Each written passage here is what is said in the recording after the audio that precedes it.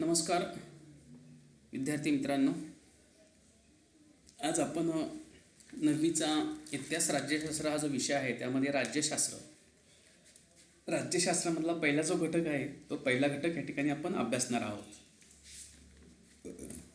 इतिहास हा आपला 28 मार्काला असतो आणि त्यामध्ये 12 मार्काला राज्यशास्त्र, अशा एकूण 40 मार्काचा आपला इतिहासाचा पेपर प्रथम सत्र आणि द्वितीय सत्राला होत असतो. तर यामध्ये साधारणतः आपल्याला जो राज्यशास्त्र आहे, राज्यशास्त्रामध्ये एकूण 6 घटक आहेत.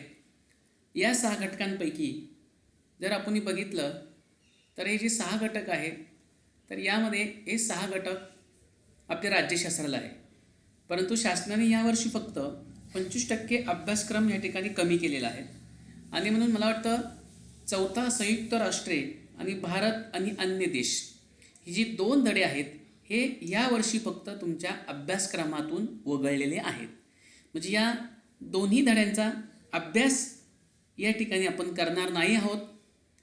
त्यामध्ये पहिला जो आहे महायुद्धोत्तर राजकीय घडामोडी, भारताच्या परराष्ट्र धोरणाची वाटचाल, आणि तिसरा आहे भारताची सुरक्षा व्यवस्था आणि आंतरराष्ट्रीय समस्या. असे 4 धडे आपण यावर्षी अभ्यासणार आहोत. त्यापैकी जो आपला पहिला जो घटक आहे राज्यशास्त्रामध्ये, त्यामध्ये पहिला घटक आहे तो महायुद्धोत्तर राजकीय घडामोडी. थोडासा मागच्या भागाचा जर आपण अभ्यास केला तर याच्यापूर्वी तुम्ही अगदी 6वी 7वी 8वीपर्यंत जे काही पाठ्यपुस्तकातून तुम्ही नागरिकशास्त्र शिकलात त्यामध्ये साधारणतः स्थानिक शासन संस्था, ज्याला आपण ग्रामपंचायत, पंचायत समिती, जिल्हा परिषद, महानगरपालिका, नगरपालिका यांचा अभ्यास केला. त्यांची ओळख त्या ठिकाणी तुम्ही करून घेतली, त्यांचे कार्य आणि त्या शासन संस्थाची रचना.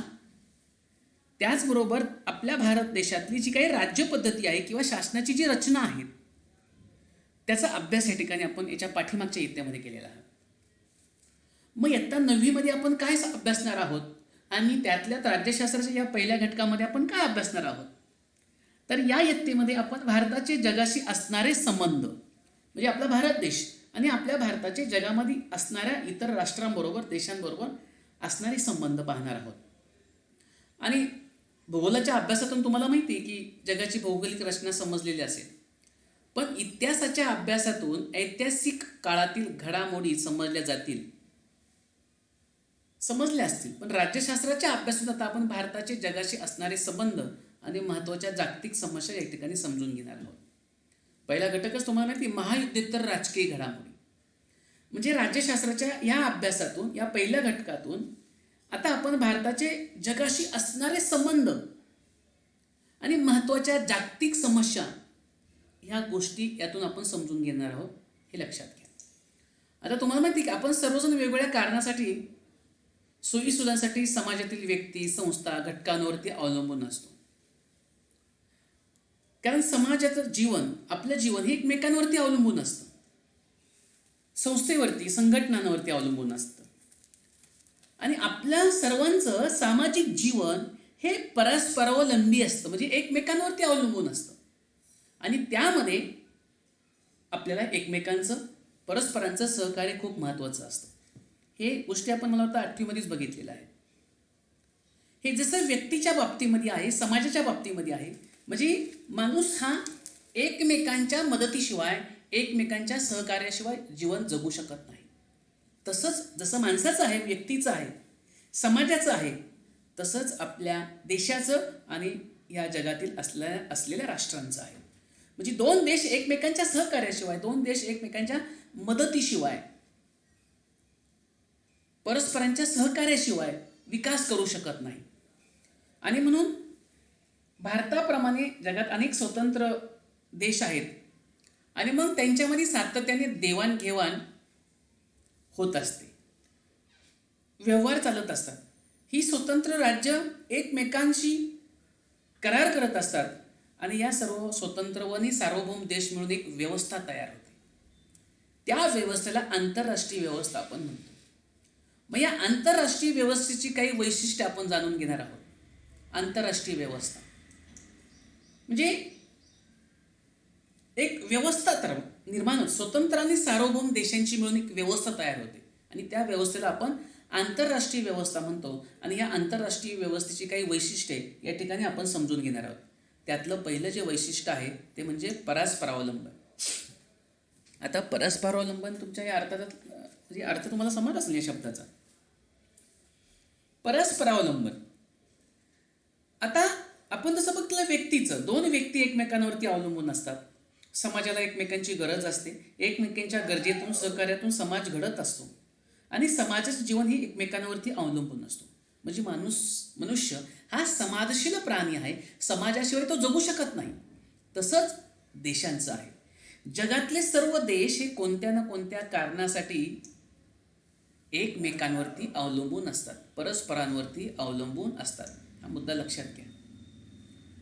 जगातले सर्व देश, कोणताही देश आज जगामध्ये असं म्हणू शकत नाही की मला जगातल्या कुठल्या देशाची गरज नाहीये, असं म्हणू शकत नाही.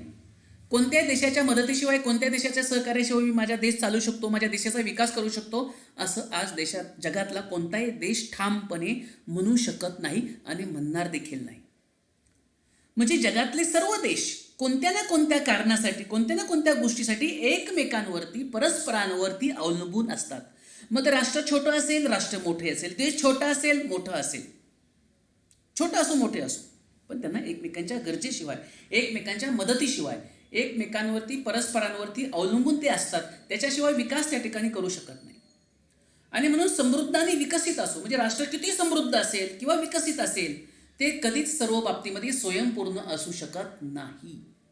आणि म्हणून मोठ्या राष्ट्रांनाही अन्य राष्ट्रांसारख्याच मोठ्या आणि छोट्या राष्ट्रांवरती अवलंबून राहावं लागतं. आणि म्हणून परस्परावलंबन हे आंतरराष्ट्रीय व्यवस्थेचं वैशिष्ट्य आहे, समजून घ्या. त्यानंतर म्हणजे आजच्या जागतिक व्यवस्थेत एक महत्त्वाचं वैशिष्ट्य आहे. त्यानंतर दुसरा जो भाग आहे याच्यामध्ये परराष्ट्र धोरणाच्या द्वारे आंतरराष्ट्रीय संबंध, परराष्ट्र धोरण. आता यामध्ये परराष्ट्र धोरण आणि परराष्ट्र धोरणाच्या संबंधाद्वारे आंतरराष्ट्रीय संबंध. आता प्रत्येक राष्ट्र आपल्या अंतर्गत व्यवहारासाठी, त्याचप्रमाणे अन्य राष्ट्रांशी कसे व्यवहार करावेत याविषयी निश्चित असं एक धोरण असतं. भारताचे आणि अमेरिकेचे संबंध कसे असावेत ते धोरण ठरलेले असतं. भारताचा अमेरिकेबरोबर होणारा व्यापार, अमेरिकेचा भारतामध्ये होणारा व्यापार, भारतातून निर्यात होणाऱ्या वस्तू, अमेरिकेतून आयात होणाऱ्या आपल्या भारतातल्या वस्तू, म्हणजे थोडक्यात दोन देशांचे संबंध, मग ते व्यापाराचे असेल, सांस्कृतिक देवाणघेवाण असेल किंवा राजकीय त्या ठिकाणी असेल, तर ते व्यवहार किंवा त्याप्रमाणे कशा प्रकारे ते व्यवहार असावे, परराष्ट्र धोरण कसं असावं याविषयी त्यामध्ये निश्चित असं धोरण ठरवलं जातं. आणि म्हणून अशा धोरणाला म्हणतात परराष्ट्र धोरण असे म्हणतात. दोन देशांमधील किंवा अन्य देशांमधील अंतर्गत व्यवहाराप्रमाणे किंवा व्यवहारासाठी अन्य राष्ट्राशी कसे व्यवहार करावेत याविषयी एक निश्चित असं धोरण ठरवलेलं असतं. अशा धोरणाला म्हणतात परराष्ट्र धोरण. परराष्ट्र धोरण म्हणजे काय या संदर्भात तुम्हाला 1-2 मार्काला टीप येऊ शकते, म्हणून लक्षात ठेवायचं. म्हणून भारताच्या परराष्ट्र धोरणाचा आपण अधिक विस्ताराने पुढच्या प्रकरणामध्ये, दुसऱ्या प्रकरणामध्ये काय करणार, आपण त्याचा अभ्यास करणार आहोत. आता त्याचा पुढचा जो भाग आहे तो म्हणजे पार्श्वभूमी. आता बघा, पार्श्वभूमी म्हणजे इथे आला इतिहास. कारण भूतकाळातील घटना म्हणजे ज्या घडून गेलेल्या घटना आहेत, भूतकाळात ज्या घटना घडल्या, प्रसंग घडले, त्याची पार्श्वभूमी आपल्याला पाहावी लागेल. मग आज जगामध्ये जर आपण बघितलं तर आज ज्या जगामध्ये राहत आहोत त्या जगामध्ये, ज्या देशात राहतो त्या देशामध्ये अनेक घटना घडून गेलेल्या आहेत. मग तो कुठल्याही घटना असेल तर त्या घटना घडामोडीतून आकारास आलेल्या आहेत. म्हणूनच आपले आजचे जग समजून घेण्यासाठी आपल्याला थोडंसं इतिहासामध्ये जावे लागेल. कारण इतिहासाच्या पाठीमागं जर आपण गेलो नाही, इतिहासातून याच्यातला भूतकाळातला जर आपण अभ्यास केला नाही तर आपल्याला पुढे कसं जायचं हे समजणार नाही. तुम्हाला माहिती की मागच्या शतकामध्ये 2 महायुद्ध झाले. ही 2 महायुद्ध मागच्या शतकातील सर्वात महत्त्वाच्या घटना घडल्या, जागतिक स्तरावर घडल्या. आणि ते 2 महायुद्ध घडल्यामुळे जगामध्ये खूप मोठ्या प्रमाणात बदल झाले. त्यांच्यामुळे जग बदलले, जगात नवीन प्रवाह आले, नवीन विचार त्या ठिकाणी आला. आता ह्या 2 महायुद्धामुळे नेमकं काय घडलं हे समजून घेऊया. त्यामध्ये पहिलं महायुद्ध. तुम्हाला माहिती पहिलं महायुद्ध कधी घडलं? पहिलं महायुद्ध 1914 ते 1918. 1914 ते 1918 या कालावधीत पहिलं महायुद्ध झालं. युरोप खंड, जे जगामध्ये एकूण 7 खंड आहेत त्यापैकी असलेला युरोप खंड. मग या युरोप खंडातील महत्त्वाचे देश या पहिल्या महायुद्धामध्ये सामील होते. एकूणच आंतरराष्ट्रीय किंवा जागतिक व्यवस्थेत युरोपला या काळात फार महत्त्व होते. पहिल्या महायुद्धामुळे खूप मोठ्या प्रमाणावरती जीवितहानी आणि वित्तहानी झाली. मुलांना लक्षात घ्या, युद्ध त्याही काळामध्ये, आजच्याही काळामध्ये कोणालाही परवडणारी गोष्ट नाही. कारण पहिल्या महायुद्धामध्ये किंवा दुसऱ्या महायुद्धामध्ये जे देश विजयी झाले त्या देशांची प्रचंड प्रमाणावरती जीवित आणि वित्तहानी झाली, आणि जे देश पराभूत झाले त्यांची देखील त्याच प्रमाणामध्ये वित्तहानी आणि जीवितहानी त्या ठिकाणी. आणि म्हणून युद्ध नावाची गोष्ट ही जगामध्ये कोणत्याही देशाला परवडणारी नाही, ही लक्षात घ्या. आणि म्हणून पहिल्या महायुद्धामुळे खूप मोठ्या प्रमाणावरती जीवितहानी, वित्तहानी त्या ठिकाणी झाली. विजयी आणि पराजित सगळ्याच राष्ट्रांचं, देशांचं प्रचंड प्रमाणामध्ये नुकसान झालं. आणि युद्धामध्ये सहभागी असलेल्या राष्ट्रांना खूप आर्थिक नुकसान सोसावं लागलं. आणि जे देश, जे राष्ट्र युद्धामध्ये सहभागी नव्हते त्यांना सुद्धा त्या युद्धाची झळ त्या ठिकाणी पोहोचली. आणि म्हणून लक्षात घ्या की जिंकलेल्या आणि हरलेल्या, मुद्दा इथं महत्त्वाचा आहे, जिंकलेल्या व हरलेल्या राष्ट्रांच्या अर्थव्यवस्था कोसळल्या. आज जगातली जर आपण परिस्थिती बघितली की जगाचा आज संबंध जगामध्ये कोविड-19 हा जो व्हायरस आलेला आहे त्यामुळे काय झालं आहे, अर्थव्यवस्था ढासळलेली आहे. त्या विषाणूमुळे संबंध जगामधले अनेक देशांची, आपल्या भारताची देखील अर्थव्यवस्था खूप मोठ्या प्रमाणामध्ये ढासळलेली आहे. तसंच दुसऱ्या महायुद्धामध्ये किंवा पहिल्या महायुद्धामध्ये जे राष्ट्र जिंकले आणि जे राष्ट्र हरले, म्हणजे जिंकलेल्या आणि हरलेल्या राष्ट्राच्या अर्थव्यवस्था कोसळल्या. पहिल्या महायुद्धाचा जर आपण काळ बघितला तर त्यामध्ये कोणते सहभागी राष्ट्र होते? हे मित्र राष्ट्र होते. Britain, France, Russia, Italy, America हे मित्र राष्ट्र होते, एका बाजूने होते. आणि जर्मन, ऑस्ट्रिया, हंगेरी, ॲटोमन साम्राज्य, बल्गेरिया ही मध्यगत राष्ट्र होती. आणि म्हणून पहिलं महायुद्ध घडलं आणि पहिल्या महायुद्धाचे जे परिणाम आहे हे अनेक राष्ट्रांच्या लक्षामध्ये आले. आणि म्हणून त्यांनी असं ठरवलं की बापरे, पहिल्या महायुद्धामध्ये बरेच राष्ट्र या ठिकाणी जागृत झाले. त्यांच्या लक्षामध्ये आलं की युद्ध ही नावाची गोष्ट ही जगामध्ये कोणत्याही राष्ट्राला परवडत नाही. विजयी राष्ट्रसुद्धा असे म्हणू शकत नाही की आम्ही विजय मिळवला पण फार काही केलं, असे ते म्हणू शकत नाही. कारण त्यांची सुद्धा अर्थव्यवस्था मोठ्या प्रमाणामध्ये ढासळली जाते. आणि म्हणून त्यातून एक प्रश्न निर्माण झाला आणि तो प्रश्न सोडवण्याचा प्रयत्न त्या ठिकाणी केला. काय झालं तर अशा प्रकारचे युद्ध पुन्हा होऊ नये त्यासाठी काहीतरी उपाययोजना करायला हवी असे सर्व राष्ट्रांना वाटू लागले. कारण मुलांना लक्षात घ्या, युद्धाचे परिणाम काय झाले ते तुम्ही लक्षात घेतले की युद्धाचे परिणाम किती वाईट होतात. दोन्ही राष्ट्राचे विजय आणि पराजित या दोन्ही राष्ट्राचं, दोन्ही देशाचं प्रचंड प्रमाणात जीवितहानी आणि वित्तहानी होती. अर्थव्यवस्था पूर्णपणे ढासळली जाते, अर्थव्यवस्था पूर्ण कोसळते, जनतेची प्रचंड हाल त्या ठिकाणी होतो, देश डबघायला त्या ठिकाणी जातो.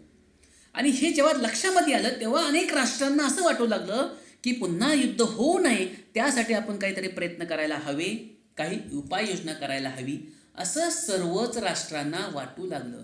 आणि म्हणून त्यातून एक नवीन कल्पना निर्माण झाली. नवीन एक या सगळ्या समस्या सोडण्यासाठी एक नवीन संघटना स्थापन झाली, ज्या संघटनेचं नाव आहे आंतरराष्ट्रीय राष्ट्रसंघ.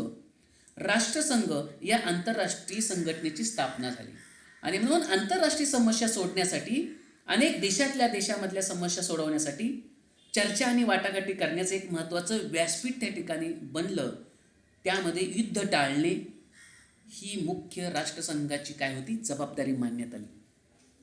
जर काही देशांमध्ये काही वाद निर्माण झाले तर ते वाद टाळण्याचा प्रयत्न, ते वाद सोडवण्याचा प्रयत्न, दोन देशामधलं युद्ध टाळण्याचा प्रयत्न कोणी करायचा? आंतरराष्ट्रीय राष्ट्रसंघ या नावाची जी आंतरराष्ट्रीय संघटना आहे त्यांनी त्या ठिकाणी त्या राष्ट्रसंघाची मुख्य जबाबदारी मानण्यात त्या ठिकाणी आली. पहिले महायुद्ध संपल्यानंतर युरोपमध्ये आणि युरोप बाहेर सुद्धा अनेक बदल घडून आले. कारण युरोपमधली सुद्धा पूर्वीची साम्राज्य कोसळली आणि पूर्वीची साम्राज्य कोसळल्यामुळे काय आलं, नवीन राष्ट्र त्यातून निर्माण झाली. नवीन देश त्यामधून अस्तित्वात आले. युरोपमधल्या अनेक देशाच्या आफ्रिका आणि आशिया खंडामध्ये वसाहती होत्या आणि या वसाहतीमध्ये स्वातंत्र्यासाठी चळवळी सुरू झाल्या. त्यामुळे त्याचा परिणाम काय झाला तर युरोपीय राष्ट्रांच्या वर्चस्वाला या चळवळी मोठ्या प्रमाणात आव्हान त्या ठिकाणी. पहिल्या महायुद्धानंतर शांतता प्रस्थापित करण्यासाठी राष्ट्रसंघ निर्माण झाला. राष्ट्रसंघाची निर्मिती कशा समस्येतून निर्माण झाली हे तुमच्या लक्षामध्ये आलं आणि म्हणून राष्ट्रसंघाची निर्मिती झाली. परंतु राष्ट्रसंघ निर्मिती होऊन राष्ट्रसंघ या आंतरराष्ट्रीय संस्थेची स्थापना होऊन सुद्धा त्या राष्ट्रसंघाला युद्ध थोपवण्यात यश आलं नाही. का तर दुसरं महायुद्ध घडलं. मग दुसरं महायुद्ध जर घडलं नसतं तर राष्ट्रसंघाला यश आलं असतं असं म्हणता येईल. परंतु दुसरं महायुद्ध घडलं म्हणजे राष्ट्रसंघाला युद्ध थोपवण्यामध्ये, युद्ध टाळण्यामध्ये यश आलं नाही. आणि म्हणून जर्मनी, इटली, स्पेन अशा अनेक देशांमध्ये हुकुमशाही राजवटी अस्तित्वात आल्या आणि या सर्व घडामोडीची परिणिती दुसऱ्या महायुद्धामध्ये त्या ठिकाणी घडली. या ठिकाणी पहिल्या महायुद्धामध्ये सहभागी असलेले काही भारतीय सैनिकांच्या या ठिकाणी चित्र या ठिकाणी दिलेलं आहे. तर अशा प्रकारे पहिलं महायुद्ध घडलं परंतु दुसरं महायुद्ध थांबू शकलं नाही. मग पुढचं दुसरं महायुद्ध घडलं. दुसरं महायुद्ध कधी घडलं 1939 ते 1945 या कालावधीमध्ये जगामध्ये दुसरं महायुद्ध घडलं. तिसरं घडणार नाही आणि तिसरं घडलं तर कदाचित जगाचा पूर्ण नाश होईल अशी परिस्थिती आहे. आणि मग दुसरं महायुद्ध 1939 ते 1945 या कालामध्ये दुसरं महायुद्ध घडलं. परंतु दुसऱ्या महायुद्धामध्ये जर आपण अभ्यास केला तर पहिल्या महायुद्धामध्ये प्रचंड भयानक, प्रचंड नुकसान करणारं, अधिक सहारक असं दुसरं महायुद्ध घडलं. कारण दुसऱ्या महायुद्धामध्ये अण्वस्त्रांचा वापर त्या ठिकाणी केला. दुसऱ्या महायुद्धामध्ये अणुबॉम्बचा वापर त्या ठिकाणी केला गेला आणि म्हणून दुसरं महायुद्ध हे प्रचंड भयानक आणि अधिक सहारक त्या ठिकाणी ठरलं. पहिल्या महायुद्धाच्या तुलनेत ते अधिक व्यापक तर होतेच, परंतु या युद्धामध्ये अधिक प्रगत तंत्रज्ञानाचा अवलंब त्या ठिकाणी करण्यात आला आणि युद्धात सहभागी असलेल्या राष्ट्रावरती पुन्हा आर्थिक संकट त्या ठिकाणी कोसळलं गेलं. लक्षात घ्या, पुन्हा तीच परिस्थिती झाली. महायुद्धाचे भारतावर कोणकोणते परिणाम झाले याचा तुम्हाला अभ्यास त्या ठिकाणी करता येईल. दुसऱ्या महायुद्धातले बघा मित्र राष्ट्र कोण होते? Britain, France, Australia, Canada, New Zealand, Bharat, Soviet union. Soviet union म्हणजे आजचा रशिया देश. लक्षात घ्या, त्यावेळेस तो सोव्हिएत युनियन या नावाने ओळखला जायचा. तो आज सोव्हिएत युनियन हा नावाचा देश आज रशिया म्हणून ओळखला जातो. चीन, अमेरिका ही होती मित्र राष्ट्र आणि जर्मन, जपान, इटली ही होती अन्य राष्ट्र. आता दुसऱ्या महायुद्धामध्ये बघा अमेरिका, दुसऱ्या महायुद्धामध्ये अमेरिकेचा सहभाग होता. हे महत्वाची गोष्ट. आणि काय झालं होतं? अमेरिकेने अणुबॉम्बची निर्मिती केली होती आणि अमेरिकेकडे अणुबॉम्ब असल्यामुळे युद्ध संपवण्यासाठी जपानमधील हिरोशिमा आणि नागासाकी अशी 2 शहरं होती आणि या दोन्ही शहरावरती अमेरिकेने 9 ऑगस्ट आणि 6 ऑगस्ट पहिल्यांदा आणि दुसऱ्यांदा 9 ऑगस्ट तिसऱ्या दिवशी 1945 6 ऑगस्ट आणि 9 ऑगस्ट 1945 रोजी अमेरिकेने हिरोशिमा आणि नागासाकी म्हणजे 6 तारखेला हिरोशिमा शहरावरती अणुबॉम्ब टाकला आणि 9 तारखेला नागासाकी या शहरावरती जपानमधल्या अणुबॉम्ब टाकला 1945 मध्ये. आणि अशा प्रकारे ते दोन्ही शहरं नष्ट झाली आणि त्या दोन्ही शहरांचा परिणाम, त्या ठिकाणच्या परिस्थितीचा परिणाम आजही तो परिसर, त्या ठिकाणचे लोक खूप मोठ्या प्रमाणामध्ये भोगत आहेत. आणि म्हणून युरोपमध्ये जर्मनीच्या पराभवानंतर व आशियामध्ये जपानच्या पराभवानंतर दुसरे महायुद्ध संपले आणि दुसऱ्या महायुद्धानंतरच्या काळात जागतिक पातळीवरती अनेक घडामोडी घडल्या. त्यामध्ये महत्त्वाची घडामोडी म्हणजे शीतयुद्धाची सुरुवात. आता शीतयुद्ध बघा, शीतयुद्ध म्हणजे काय? आता शीतयुद्ध कधी घडलं?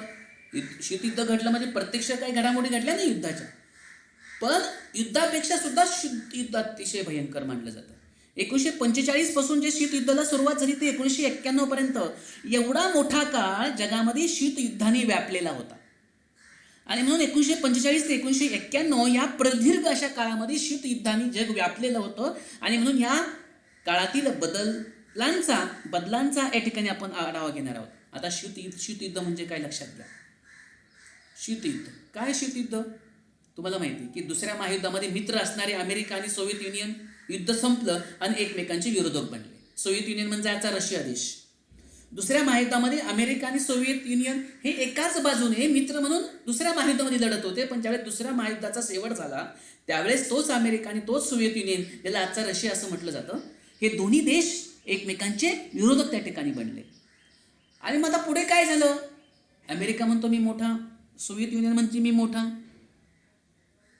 आणि म्हणून दोघांमध्ये मित्रत्वाची जागा स्पर्धेने घेतली, मित्रत्वाची जागा शत्रूने घेतली. दोन मित्र, अमेरिका आणि सोव्हिएत युनियन, दोन मित्र एकमेकांचे शत्रू झाले. आणि म्हणून या स्पर्धेचा जागतिक राजकारणाचा जवळजवळ 40 ते 45 वर्षाचा कालखंड व्यापला. म्हणून आपण वरती बघितलं की 1945 ते 1991 हा प्रदीर्घ काळ शीतयुद्धाने व्यापलेला होता. आणि या दोन्ही देशामध्ये उघड युद्ध झाले नाही. शीतयुद्धाचा अर्थ लक्षात घ्या. म्हणजे जसा एक सिंह दुसऱ्या सिंहावरती गुरवतो, दुसरा सिंह त्या सिंहावरती गुरवतो, प्रत्यक्ष एकमेकांशी लढत नाही पण एकमेकांची गुरकागुरकी चालते. तसंच अमेरिकेमध्ये आणि सोव्हिएत युनियनमध्ये युद्ध प्रत्यक्ष झालं नाही, पण हा त्याच्यावर गुरकणार, तो याच्यावर गुरकणार. अमेरिका म्हणणार मी श्रेष्ठ आहे जगामध्ये, सोव्हिएत युनियन म्हणणार मी श्रेष्ठ आहे जगामध्ये. यांच्यामध्ये कधी युद्धाचा भडका उडू शकेल हे सांगता येत नव्हतं. यांच्यामध्ये नेहमी ताणतणाव होता, परंतु प्रत्यक्ष युद्ध नाही, पण युद्धाला पूरक अशा तणावपूर्ण परिस्थितीचे वर्णन शीतयुद्धाच्या संज्ञेद्वारे त्या ठिकाणी केले जाते. आता या काळामध्ये काय झालं बघा. या काळामध्ये अमेरिका तर महासत्ता होतीच, पण सोव्हिएत युनियन सुद्धा अण्वस्त्र निर्मिती करून आपले लष्करी सामर्थ्य वाढवून महासत्ता बनण्याचा प्रयत्न करत होते आणि केला. सोव्हिएत युनियनला पण काय वाटलं, मी सुद्धा अण्वस्त्र निर्माण करतो, केले, आणि मी सुद्धा जगामध्ये काय होते, महासत्ता बनते. सोव्हिएत युनियनला असं त्या ठिकाणी वाटू लागलं आणि त्यातून काय घडलं, दोन महासत्तांमधला संघर्ष निर्माण झाला, सत्ता स्पर्धा निर्माण झाली, शस्त्र स्पर्धा निर्माण झाली. एकाने एक अनुभव काढला की दुसरा लगेच दुसरा अनुभव काढायला तयार आहे. एकाने एक क्षेपणास्त्र काढलं 1000 किलोमीटरचं, तर दुसरा देश लगेच 2000 किलोमीटरचा पल्ला असणारं क्षेपणास्त्र काढायला लागला. म्हणजे सशस्त्र स्पर्धा निर्माण झाली, विचार प्रणालीमध्ये भेद निर्माण झाले आणि परस्परांना शह काटशह देण्याची वृत्ती, या सर्व बाबींमुळे शीतयुद्ध सुरू झालं. मग आता शीतयुद्धाचे परिणाम काय झाले लक्षात घ्या. शीतयुद्धाचा परिणाम झाला महत्वाचा म्हणजे लष्करी संघटनेची निर्मिती झाली. हा सगळ्यात शीतयुद्धाचा मोठा परिणाम झाला. काय? लष्करी संघटनेची निर्मिती झाली. आता शीतयुद्धाच्या काळामध्ये दोन्ही महासत्तांनी लष्करी संघटना निर्माण केल्या. अमेरिकेमध्ये सुद्धा लष्कराची मोठी संघटना निर्माण झाली, सोव्हिएत युनियनमध्ये सुद्धा लष्कराची मोठी संघटना निर्माण झाली. आणि म्हणून या शीतयुद्धाच्या काळामध्ये दोन्ही महासत्तेने लष्करी संघटना निर्माण केल्या आणि त्यात सामील होणाऱ्या राष्ट्रांच्या संरक्षणाची जबाबदारी त्या महासत्तांनी घेतली. NATO, North Atlantic Treaty Organization, NATO ही अमेरिकेमध्ये असलेली प्रमुख लष्करी संघटना होती. तर वारसा करार ही सोव्हिएत युनियनच्या प्रभावाखाली असलेली लष्करी संघटना होती. म्हणजे अमेरिकेमध्ये नाटो नावाची लष्करी संघटना निर्माण झाली आणि सोव्हिएत युनियनमध्ये वारसा करार ही एक लष्करी संघटना त्या ठिकाणी होती. तर अशा प्रकारे शीतयुद्धाचा परिणाम काय घडला, तर प्रतिस्पर्धी देशांमध्ये लष्करी संघटनाची निर्मिती त्या ठिकाणी झाली. दुसरा परिणाम काय झाला शीतयुद्धाचा, जगाचे द्विध्रुवीकरण झाले. म्हणजे काय झालं, शीतयुद्धाच्या काळामध्ये जगातील बहुतेक देश दोन महासत्ताच्या गटात सामील झाले. काही देश अमेरिकेच्या गटामध्ये सामील झाले आणि काही देश सोव्हिएत युनियनच्या गटामध्ये सामील झाले.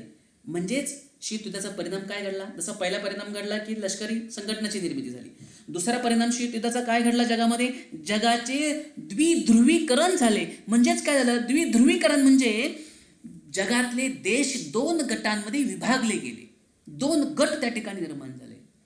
शीतयुद्धाच्या काळामध्ये बहुतेक देश हे दोन महासत्तांच्या गटात सामील झाले आणि राष्ट्रांची अशी दोन गटात विभागणी होणे याला म्हणतात द्विध्रुवीकरण होय.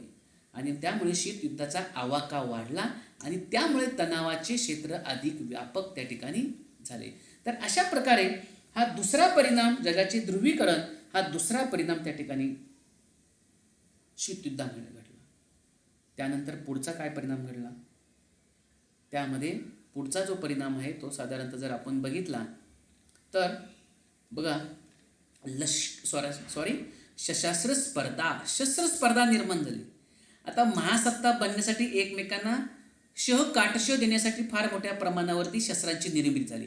अमेरिकेने मोठमोठ्या प्रकारे खूप प्रचंड प्रमाणावर शस्त्रांची निर्मिती केली. अण्वस्त्रांची निर्मिती त्यांनी पूर्वीच केलेली होती, पण अनेक प्रकारे लढाई विमानं निर्माण करणं, रणगाडे त्या ठिकाणी निर्माण करणं, म्हणजे थोडक्यात शस्त्र निर्माण करणं, शस्त्रांची निर्मिती करणं. इकडे सोव्हिएत युनियनने पण तशाच प्रकारची शस्त्र निर्मिती सुरू केली. अन्य देशांनी सुद्धा शस्त्र निर्मिती सुरू केली. म्हणजे शीतयुद्धाचा परिणाम काय झाला, शस्त्रास्त्र स्पर्धा निर्माण झाल्या. अनेक देश त्या ठिकाणी शस्त्राची निर्मिती करू लागले आणि हे जगाच्या दृष्टीने खूप घातक अशा गोष्टी त्या ठिकाणी सुरू झाल्या. आणि अधिकाधिक सहारक शस्त्रे बनवण्याच्या संदर्भात व त्यास लागणारे तंत्रज्ञान अवगत करण्यासाठी स्पर्धा सुरू झाली. परंतु या शस्त्रास्त्र स्पर्धेमुळे जगामध्ये शांतता धोक्यात येईल याची जाणीव दोन्ही महासत्तांना झाल्यामुळे शस्त्रास्त्र नियंत्रणाचे आणि निशस्त्रीकरणाचे प्रयत्न याच काळात झाले. अमेरिकेला वाटलं जर आपण ही शस्त्रास्त्र निर्मितीची जर स्पर्धा कंटिन्यू चालू ठेवली आणि दुसरे देश सुद्धा अशाच प्रकारे शस्त्रास्त्र निर्मितीची जर वाढ करत राहिले तर ही जगाच्या दृष्टीने आणि सर्वच देशाच्या दृष्टीने खूप धोक्याची गोष्ट आहे. हे त्यांच्या लक्षामध्ये आलं, महासत्ता असणाऱ्या देशांमध्ये, किंवा त्यांना ते मानत होते की आम्ही महासत्ता आहोत. मग त्यांनी असं ठरवलं की ही गोष्ट चांगली नाही आणि म्हणून त्याच काळामध्ये शस्त्रास्त्र नियंत्रणाचे आणि निशस्त्रीकरणाचे प्रयत्न त्या काळामध्ये घडले. त्यानंतर शीत महायुद्धाचा परिणाम आणखीन कुठे घडला, प्रादेशिक संघटनांची निर्मिती त्या ठिकाणी घडली. आता महासत्तांच्या स्पर्धेमध्ये विकसनशील राष्ट्रांनी परस्परांना मदत करण्यासाठी आपापल्या प्रादेशिक पातळ्यांवरती संघटना निर्माण केल्या आणि म्हणून युरोपमधील देशांनी युरोपीय आर्थिक संघ निर्माण केले. आग्नेय आशियातल्या देशांनी Singapore, Thailand, Malaysia, Indonesia, Philippines इत्यादी आशियन नावाची एक संघटना स्थापन केली. म्हणजे शीतयुद्धाचा परिणाम काय आला की प्रादेशिक संघटनेची निर्मिती त्या ठिकाणी झाली. शीतयुद्धाचा पुढचा परिणाम काय घडला, अलिप्ततावाद म्हणजे काय, मला काय देणं घेणे नाही, तुम्ही दोन राष्ट्र दोन देश एकमेकांशी भांडा लढा, मी तुमच्याही बाजूने नाही आणि यांच्याही बाजूने नाही, म्हणजे मी कसा आहोत, अलिप्त आहोत. हा एक परिणाम शीतयुद्धाच्या काळामध्ये निर्माण झाला.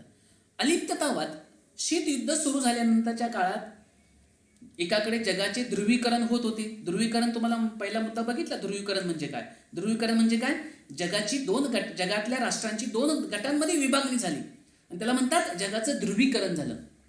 पण त्याचबरोबर काही देशांनी असं ठरवलं की आम्हाला ना अमेरिकेच्या गटामध्ये सहभागी व्हायचं, ना आम्हाला सोव्हिएत युनियनच्या गटामध्ये सहभागी व्हायचं, आम्हाला दोन्ही महासत्तेच्या गटामध्ये सहभागी व्हायचं नाही, आम्हाला राहायचंय अलिप्त. आणि म्हणून अशा राष्ट्रांनी महासत्ता स्पर्धेपासून अलिप्त राहण्याचं जे धोरण स्वीकारले त्याला म्हणतात अलिप्ततावाद म्हणतात. आणि अलिप्ततावाद ही शीतयुद्धा काळातील एक महत्वाची चळवळ त्या ठिकाणी मानली जाते. आता अलिप्ततावादी चळवळ दुसऱ्या महायुद्धानंतर आशिया आणि आफ्रिका खंडातील नव्याने स्वतंत्र झालेल्या देशांनी अलिप्ततेच्या विचाराला पाठिंबा दिला.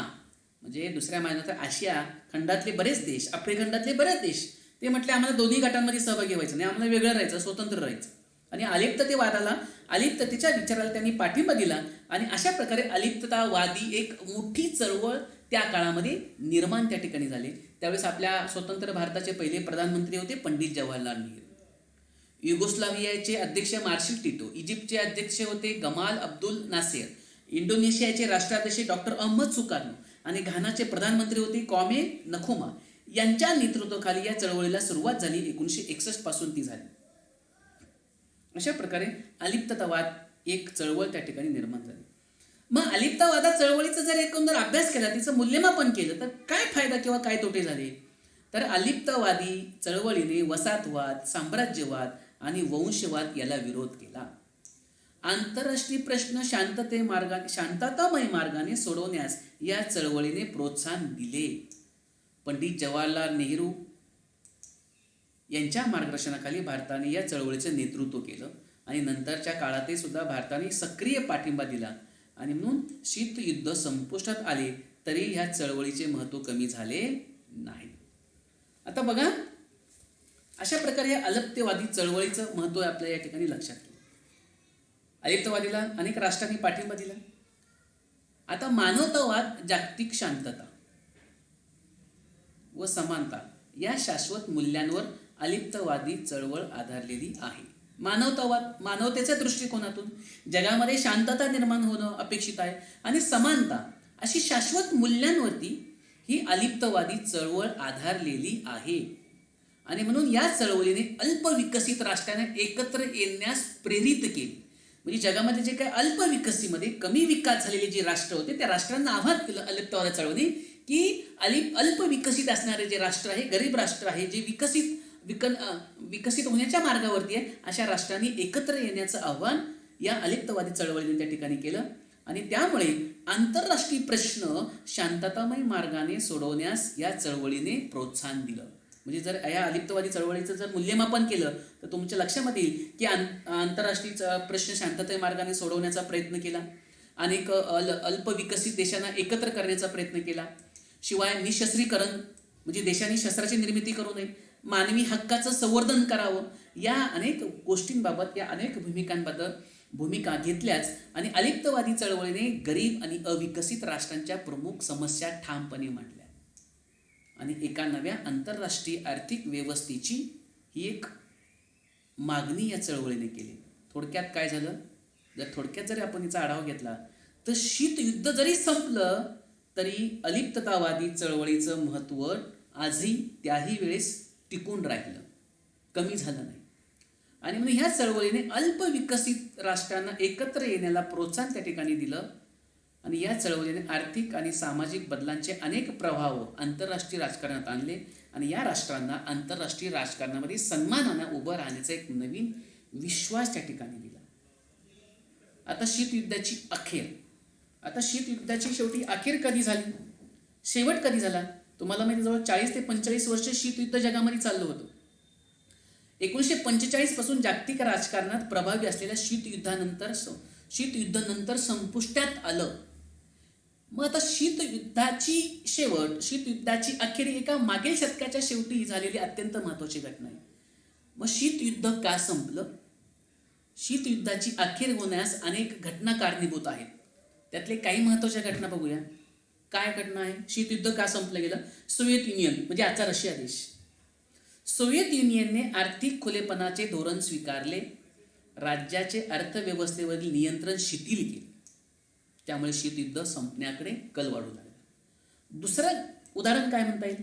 सोव्हिएत युनियनचे तत्कालीन अध्यक्ष मिखाईल गोर्बाचेव यांनी पेरेस्ट्राईका म्हणजे पुनर्रचना आणि ग्लास्नोस्त खुलेपणा ही धोरणं अंमलात आणली. आणि मग या धोरणामुळे काय झालं? माध्यमांवरील नियंत्रण कमी झाले आणि राजकीय आणि आर्थिक क्षेत्रात महत्त्वपूर्ण बदल त्या ठिकाणी झाले आणि या क्षेत्रात पुनर्रचना करण्यात आली. त्यामुळे लोकशाहीला चालना त्या ठिकाणी मिळाली, लोकशाहीकरणाला चालना त्या ठिकाणी मिळाली. त्यामुळे थोडंसं शीतयुद्धाचा संपण्याकडे कल वाढला.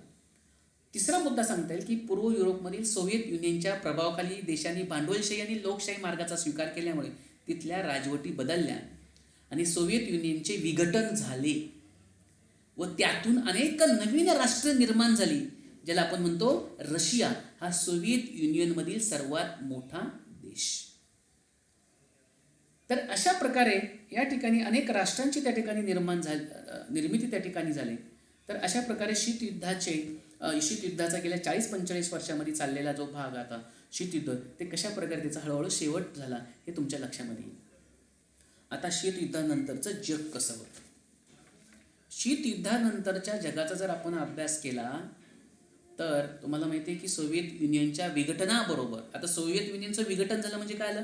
सोव्हिएत युनियनचे विघटन झालं, त्याच्यामध्ये अनेक राष्ट्र निर्माण झाले, अनेक वेगवेगळ्या प्रकारचे देश त्या ठिकाणी निर्माण झाले. या सोव्हिएत युनियनमधूनच एक मोठा रशिया नावाचा देश निर्माण झाला, म्हणजे सोव्हिएत युनियनचं विघटन झालं आणि सोव्हिएत युनियनचं विघटन झाल्यामुळे शीतयुद्ध संपलं. शीतयुद्धानंतरचं जग कसं झालं बघा. एकेकाळच्या या महासत्तेचे विघटन झाल्याने जागतिक राजकारणात महत्त्वाचे बदल घडून आले. जी अमेरिका म्हणतो ती आम्ही महासत्ता आहोत, ज्यामध्ये सोव्हिएत युनियन म्हणते आम्ही महासत्ता आहोत, परंतु या महासत्तेचंच विघटन झालं, सोव्हिएत युनियनचंच विघटन झालं आणि सोव्हिएत युनियनचं विघटन झाल्यामुळे जगातल्या राजकारणामध्ये महत्त्वाचे बदल त्या ठिकाणी घडून आले. हे शीतयुद्धानंतरचं बदललेलं जग. दुसरं, जागतिक राजकारणामध्ये अमेरिका हा एकमेव देश महासत्ता ठरली आणि राष्ट्रामधील व्यापार आणि आर्थिक संबंध वाढण्यास अनुकूल वातावरण निर्माण झालं. म्हणजे दोन राष्ट्रांचा एकमेकांशी आर्थिक संबंध वाढले, दोन राष्ट्रांचे एकमेकांवर व्यापारी संबंध वाढले, दोन राष्ट्रांना एकमेकांची बाजारपेठ उपलब्ध झाली, दोन राष्ट्रांची एकमेकांबरोबर माहितीची देवाणघेवाण त्या ठिकाणी झाली, लोकांमधील विचार आणि कल्पनांचा मुक्त संचार होऊ लागला. अशा प्रकारे शीतयुद्धानंतर जगामध्ये बदल घडला. त्यानंतर सर्वच राष्ट्रांनी व्यापारी संबंधांना प्राधान्य देण्याचे ठरल्याचे अन्य राष्ट्रांना मदत करण्याची कल्पना मागे पडली. सर्वच राष्ट्रांनी व्यापारी संबंधांना प्राधान्य देण्याचे ठरवलं, त्यामुळे अन्य राष्ट्रांना मदत करण्याची कल्पना मागे पडली आणि त्याच्याऐवजी आर्थिक संबंध प्रस्थापित करण्याचे प्रयत्न होऊ लागले. म्हणजेच पूर्वी आपल्या विरोधातील एखाद्या देशाला शत्रू राष्ट्र असं म्हणण्याच्या ऐवजी स्पर्धक राष्ट्र अशी एक नवीन संकल्पना किंवा पुढे त्या ठिकाणी आली.